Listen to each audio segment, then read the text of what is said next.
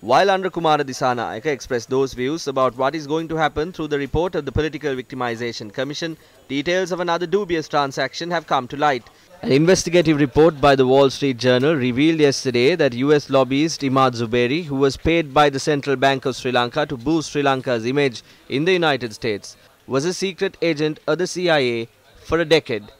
The payments made by the Central Bank of Sri Lanka to Zuberi between 2013-2014 to boost Sri Lanka's image were done without any approval from the cabinet or parliament.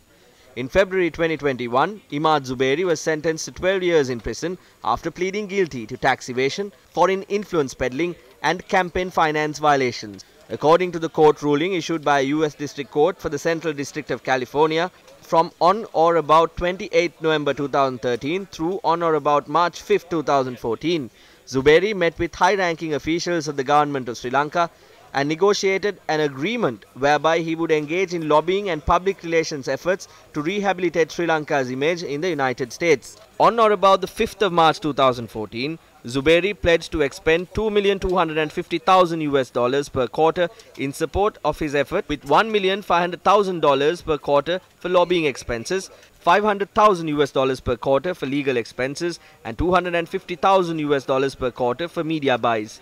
Zuberi told Sri Lankan officials that the effort would include introducing Sri Lankan officials to executive branch administration officials, senators, congresspersons and recruiting Sri Lankan expatriates to engage in political organizing in the United States. The ruling reveals Zuberi entered into a contract effective 1st May 2014 with the Central Bank of Sri Lanka. Out of the $6,500,000 US wired from Sri Lanka under the contract, Zuberi directed over $5,650,000 to the benefit of Zuberi and his spouse. Out of the $6,500,000 wired from Sri Lanka under the contract, less than $850,000 was paid to lobbyists, public relations firms, law firms and other subcontractors. Zuberi falsely represented to these unpaid subcontractors that Sri Lanka had provided insufficient funds to make payments.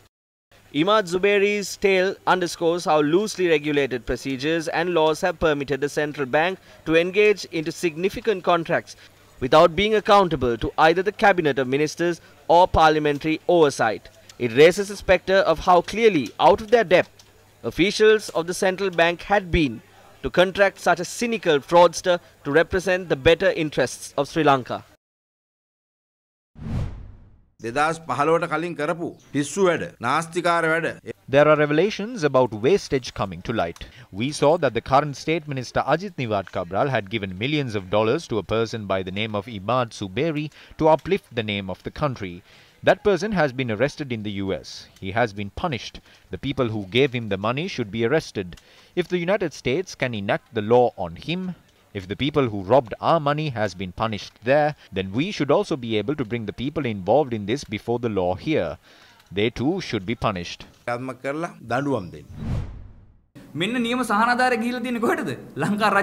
This is a funny concession payment. Where has the money gone? This money has been given to Zuberi in the US. This is not a joke. This has not gone through the cabinet or the parliament.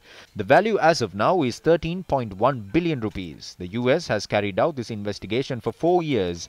That is how the US was able to send Zuberi to prison for 12 years. Ajit Nivard Cabral, who is talking about concessions to the people here in the country, has given this money back in the day to a rogue.